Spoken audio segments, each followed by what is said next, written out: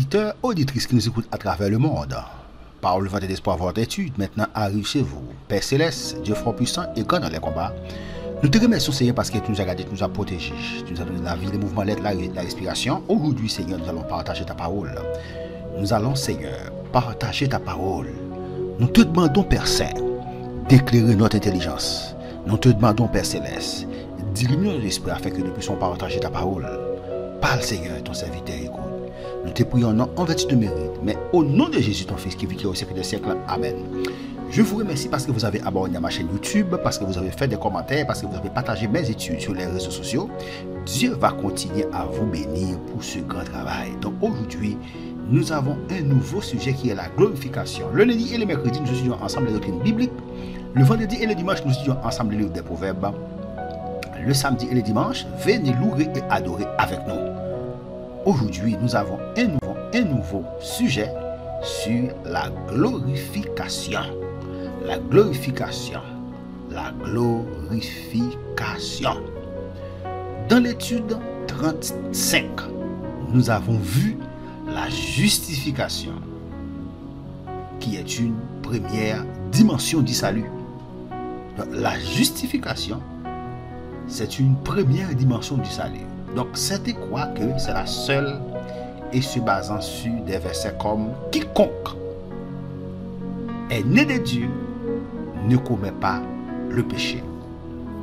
Parce que la semence de Dieu demeure en lui. Il ne peut pécher puisqu'il est né de Dieu. Ok? Il ne peut pécher puisqu'il est né de Dieu. 1 Jean 3, verset 9. Dans les études 35 et 36, nous avons vu la justification et la sanctification. Deux dimensions du salut. La justification et la sanctification, deux dimensions du salut. Donc la Bible parle aussi de la glorification. Et c'est ce que nous allons voir aujourd'hui. La Bible parle aussi de la glorification. Donc la glorification, l'état final et éternel du croyant sauvé. La glorification, c'est ça. C'est l'état final et éternel du croyant sauvé. C'était quoi? Que le croyant peut, par la sanctification progressive, atteindre un niveau acceptable de sainteté pour lui permettre d'entrer physiquement dans la présence de Dieu. Pourtant, par contre, néanmoins, l'homme qui se comporte de la manière la plus sainte possible n'est pas sans péché. L'homme qui se comporte de la manière la plus simple, la plus sainte possible n'est pas sans péché. Possible n'est pas sans péché. C'est-à-dire, quel que soit Jean t'a considéré, quel que soit Jean taillé, la Bible dit ou pas sans péché. Comment le croyant peut-il donc entrer dans la gloire de Dieu? Ça, c'est la grande question. Et nous allons répondre à cette question, n'est-ce pas, dans cette étude. Comment le croyant peut-il donc entrer dans la gloire de Dieu? Comment? Ils prétendent que le croyant justifié ne pêche plus. Ils prétendent que le croyant justifié ne va pas pécher encore. La Bible explique-t-elle ce qui se passe pour le croyant dans la période entre sa conversion et sa mort? Question. Répondez dans les commentaires. La Bible explique-t-elle ce qui se passe pour le croyant dans la période entre sa conversion et sa mort? Nous allons répondre à cette question. Donc, Dieu acceptera-t-il des pécheurs dans son royaume? Dieu acceptera-t-il des pécheurs dans son royaume? Lisez ensemble. Apocalypse 21, verset 27. Merci, c'est Apocalypse 21, verset 27.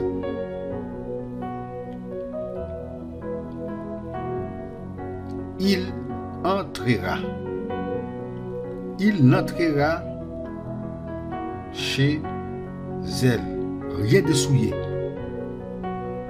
ni personne qui se livre à l'abomination et au mensonge. Il n'entrera que ceux qui sont écrits dans le livre des vies de l'agneau. Si la capatria, c'est le monde qui est non écrit dans le livre des vies de l'agneau. Question: Dieu acceptera-t-il des pécheurs dans ce royaume? Non. Il ne peut pas accepter des pécheurs dans le royaume. Des pécheurs. Des pécheurs, c'est le monde qui est en Adam. Tout le monde qui est en Adam, là, peut aller au pécheur. doivent accepter. Ils doivent accepter. De quel état sont les croyants?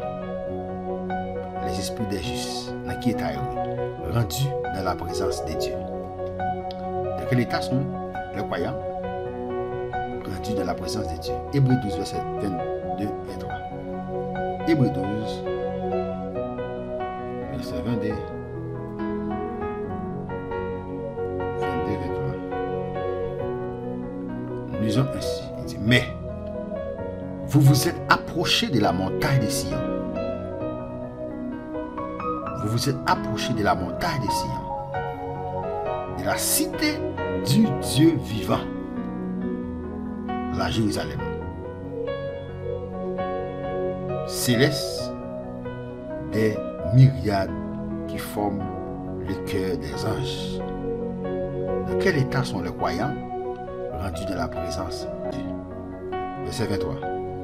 De l'assemblée des premiers-nés, inscrits dans les cieux du juge qui est le Dieu de tous, des esprits des justes parvenus à la perfection. Des esprits des justes parvenus à la perfection. Dans quel état sont les croyants? C'est-à-dire les esprits des justes rendus dans la présence de Dieu. Il est clair, il dit parvenus à la perfection. Ouais, à la perfection. Ephésiens 5, verset 27.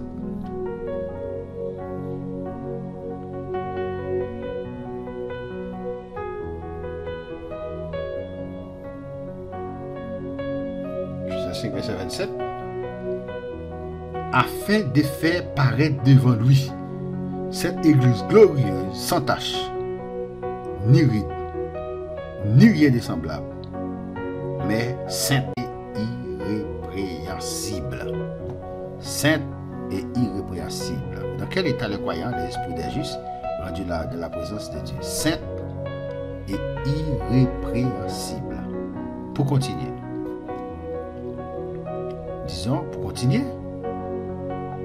À la fin de son ministère, Jésus a dit, et maintenant toi, Père, glorifie-moi auprès de toi-même, de la gloire que j'avais auprès de toi.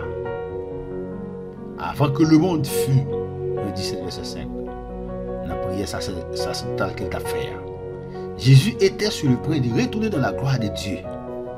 Quel est l'état final pour nous aux croyants? Quel est l'état final pour nous aux croyants? Romains 8, verset 17. Romains 8, verset 17 va répondre à cette question. Romains 8, verset 17. Romains 8, verset 17. Or, si nous sommes enfants, nous sommes aussi héritiers.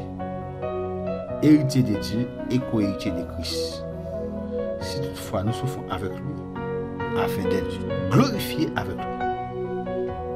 Si nous souffrons avec lui, nous sommes glorifiés avec lui. Donc, au dernier jour, nous serons glorifiés avec Jésus. Car Dieu complétera notre sanctification en nous, rendant parfait. Qu'adviendra-t-il de notre corps, puisqu'il est souillé par les péchés? Qui ça qu'on a deviné ça, puisqu'il est souillé par les péchés?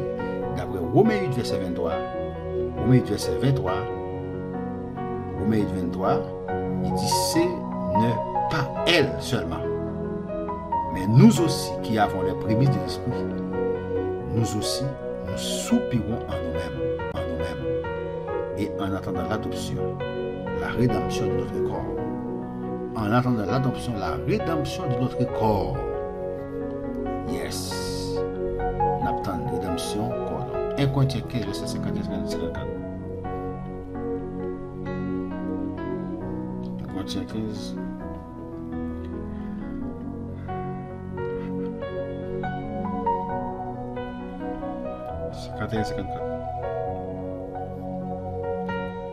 Voici, je vous dis un mystère. Voici, je vous dis un mystère. Nous ne mourrons pas tous. Mystère, c'est qui ça dit? Mystère, son bagage qui ne peut pas comprendre. Il dit, nous tous pas mourir. Il dit, mais tous, nous serons changés. Nous tous avons changé. Il dit, en instant, en un clin d'œil, à la dernière trompette, La trompette sonnera et les morts ressusciteront incorruptibles.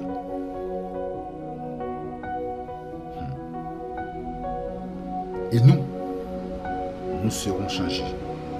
Verset 3. Car il faut ce corps corruptible revêtre l'incorruptibilité et que ce corps mortel revêtre l'immortalité. Lorsque ce corps corruptible aura revêtu l'incorruptibilité et que ce corps mortel aura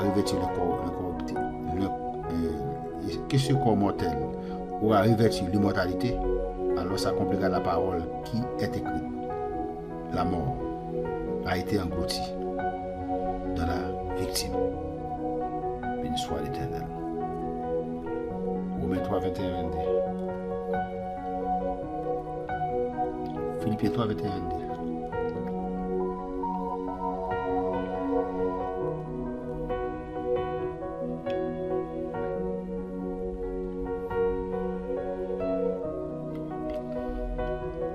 Mais notre cité à nous est dans les cieux, d'où nous attendons aussi comme sauveur le Seigneur Jésus, verset 21, qui transformera le corps de notre humiliation. Qu'adviendra-t-il notre corps puisqu'il est souillé par le péché? Il dit ça, il dit qui transformera le corps de l'humiliation, qui transforme le corps en le rendant semblable au corps de sa gloire, par le pouvoir qu'il a de s'assujettir toutes choses. Béni soit l'Éternel. Qu'adviendra-t-il de notre corps puisqu'il est souillé par les péchés? Il explique ça, il dit, ça qu'a fait avec corps, qui transformera le corps de notre humiliation en le rendant semblable au corps de sa gloire. La transformer, corps humiliation, ça la transformer. Donc, puisque le processus de sanctification sera au dernier jour complété par Dieu lui-même, cela vaut-il la peine de s'efforcer à se purifier? Cela vaut-il la peine de s'efforcer à se purifier? 1 Jean 3, verset 3. 1 Jean 3, verset 3.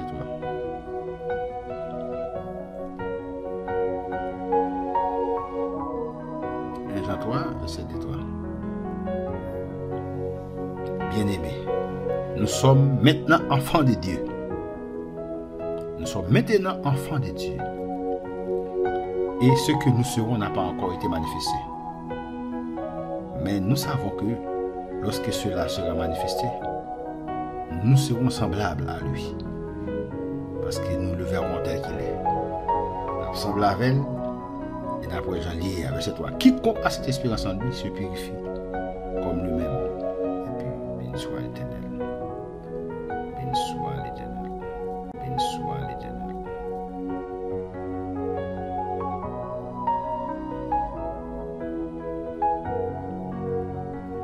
Merci Seigneur. Merci Seigneur. Alléluia. Quiconque a cette espérance en lui se purifie comme lui-même est pur. Wow. Philippiens 3, verset 12.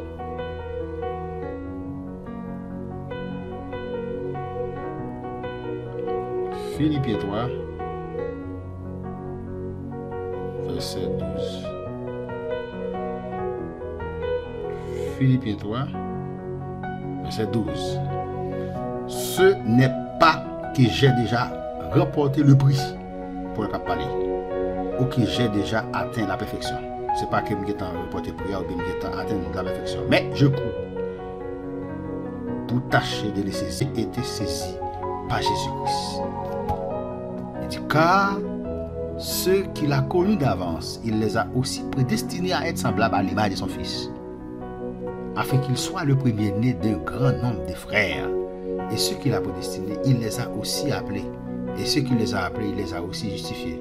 Et ceux qu'il a justifiés, il les a aussi glorifiés. Au mérite du verset 29, 30. Béni soit l'Éternel. Que bon Dieu bénisse, que bon Dieu cache, que Dieu vous protège. Que bon Dieu vous met béni sur puissance, de grâce, de faveur, compassion, miséricorde sur vous. Je vous dis, nous t'appelons avec vous la glorification. Partagez études sur Facebook. Partagez études dans différents groupes courriers. Partagez études différents côtés pour plus nous capables de bénir. Parce que bénir, c'est pour nous partager la parole de Dieu. Faire connaître la parole de Dieu.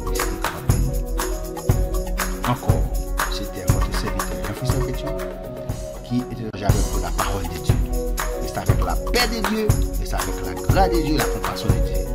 À la prochaine, pour une prochaine vidéo.